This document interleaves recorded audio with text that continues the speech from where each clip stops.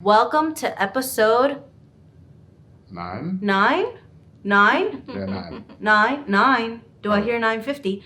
No. Welcome to episode 9. And here we're going to have an interview and we are discussing women in male-dominated industries. Such as the word's too big. I can't spell it right. So make sure you tune in. Enjoy. Introduce her. This is CheckaCee. What? You know what? I was going to do that in the next take. No, do it now. This is CheckaCee.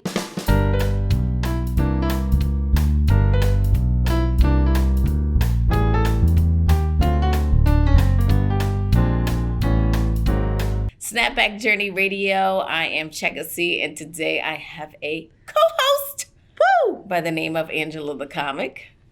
I needed your energy on the show. I've been seeing her a lot lately on Instagram, really doing your thing with your whole new YouTube channel and podcasting. And I was like, oh my God, Angela, I need her on here. Because of your energy, your vibe is great. Gotcha. And thank I remember you for coming through. Yeah, and I remember when we first met, I was like into a singing thing.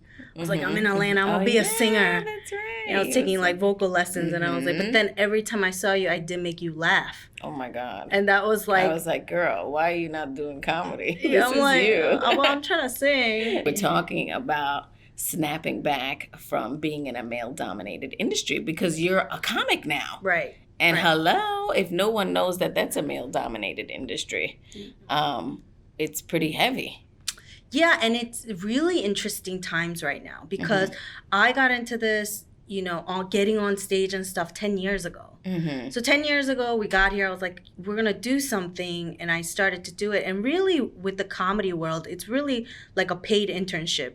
Paying internship, like I pay to get up on stage basically to get that experience and stuff because there's really... Well, it's an investment in your career. Right. And when I first started, it was either I was the only girl, woman, or one of 2 or 3. Wow. And that was it. Out of 15 acts. Oh, wow. 15 people booked How that intimidating night. Is that, first of all? Well, I think my fabric is cut from a totally different... And it has a lot to do with family. Like my grandparents raised me in Korea, the countryside of Korea. And you would think that was maybe like on a whole different level.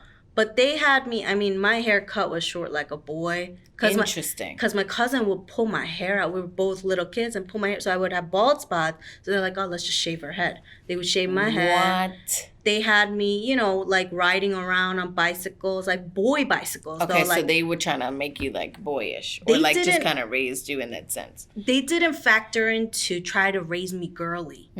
That was the thing. Like they had me on a little scooter that was like a police scooter. Wow. So it was never like, no, you should go for the pink scooter or whatnot. And my grandfather, along with his younger brother, were very respected in that countryside. So nobody bothered me. And it's crazy because I would be there and I would do whatever I want because it was such a tight-knit community, and it still is. So if you wanted to visit, everybody knew your favorite color before you came. So it's safe. So I'm going out whenever I want. Gotcha. And then I came to America, and it's like, oh, no, you can't go out at night. You can't do this. You have to hold my hand when you cross the street. It was like a mind... Total different. Like, mind screw. So you were scared? No, I was just like, why not? Because you have a taste of freedom. Because you were already raised in a really free environment. Right. Interesting. Right. So I got that, like, being a boy or a girl didn't factor in. So now being in the comedy world, like, I don't care if I'm a girl or a boy, or you're a girl or a boy. Like, I'm going to do what I want to do. Interesting. Yeah. So you're cool about it. I'm very earnest. Like, I want to do the work and get out there. Because what's funny is, and I perform at the Laughing Skull a lot. And what's funny there is that they don't even, these new people come, and God bless them, like God bless their soul, because they get up there for the first time or something. They're like, I'm about to kill it. Oh, and the audience won't even give you a courtesy chuckle if you're not funny. No, they're just like, that's gotta be tough. Like, why are you wasting my time right now? Like, and it's hilarious because I'm like, man, I was there too. Because when I first started, I wanted the shock factor. So I was being dirty. I was, whatever that made people go, oh my gosh, what is she talking about? And then they don't even give Ali Wong type stuff. Oh, I love her. Worse than that. They were like, I had hosts come up afterwards and be like, that was disturbing. Like they're half joking. And I was like, maybe like, sorry, was it too crazy? It was. Most of the time, it's like that they're scared or they're like, discouraged but opposite, you were like, I'm going to go overcharge, right? I'm going to try to overdose in this area or whatever, right? Yeah, like you want this, I'll give it to you. Times 100. You were like, I'm not scared, and I'm gonna bring it to you all the way, triple time. I have a lot of hope for women because 10 years ago, I don't think we even thought of putting anything up on YouTube or doing anything ourselves. Right. Now it's in a certain way we're kind of calling the shots. Me and Mike are working together, and we're like, hey, I want to do this show. So now we have the Angela the Comic show on YouTube. It airs every Wednesday night. It's on there. And then we have I'm like, hey, let's do a podcast. Because he's like, and I owe it, big up to Mike because he's like, you're funny. He doesn't say you're funny for a girl. He's like, you're funny. But let's get people to know you a little bit more too. I'm like, cool, dope. I have no problem with him being the CEO. Let me tell you that right now. As long as I'm the chairman. Right. Yeah, it's all good. I'm in the room. I'm at the table. Right. So he's like, let's do the podcast. So there we have a lot of fun with that one. White rice and beans. But then now I'm like, hey, let's shoot a movie. Nobody's going to come to me or anybody else, male or woman, especially in the comedy world, and go, hey, I want to open up all these doors for you. Yeah. Nobody's going to do that. No. We have technology.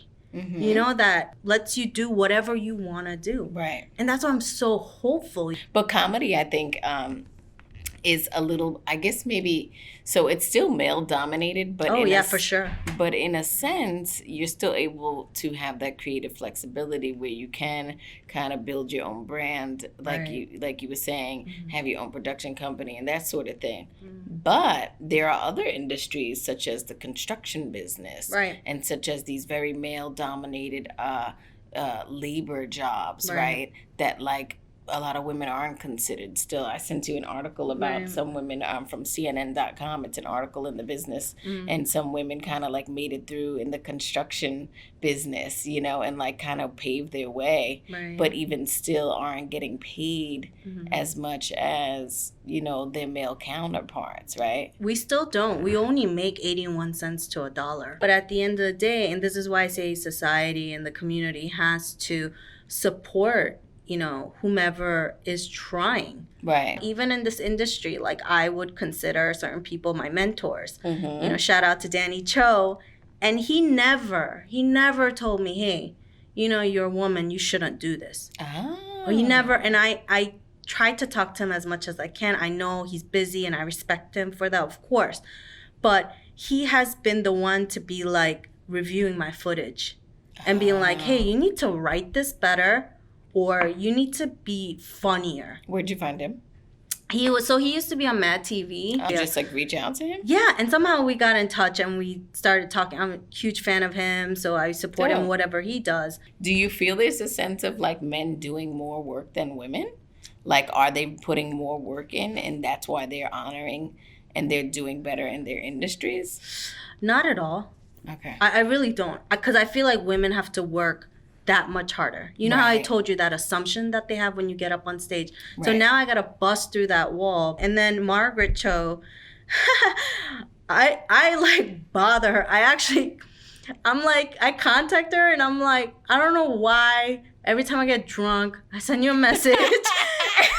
She's like, it's okay, and I'm like, and she's the one that I'm like, hey, we're thinking of doing this show and stuff like that. And she's like, go for it. She is such a huge supporter of the Asian community, the female community, the gay community. And she was like the first, I know this doesn't mean much, but little things mean so much to me. She was the first one to ever follow me. And I was like, what is this A-list celebrity doing following me? I was like, she had her first like TV show. It was the first Korean American to have her own TV show, American Girl. And so for me to even be able to have her read my messages, I'm like, oh my, thank you so much. Yeah, like, honored. even the smallest things, and you don't have to hold my hand, but even the smallest things like those words of encouragement Right. gives me such a fire, you know, to be like, yeah, I could do this. I could do. Thank you so much. I'm gonna make you proud. I've taken away so much from different female comics because the ones that persevered, that rose up, have made strides for girls that look up to them. I say girls, I'm like 30 something years. I'm gonna be a girl for life. Yeah, because you probably have that inner girl in you still, like fighting or saying whatever it is that you're doing. But I think but you talk about that inner girl in you that's in your comic skits a lot too. Like the things that you went through as a kid, right? Right. But that's all stuff that's made you who you are as a Korean who's like migrated to America with your family, right? Like all of these things are like who you are and how you've overcome struggle. So I think it's a beautiful thing. I love that you're doing, I love that you did videos already in Korea and that you're focusing your movie on that, you know, your life and your personal life a little bit more. We'll do a part two because, you know, we could sit here and talk about everything forever. Oh, forget about it.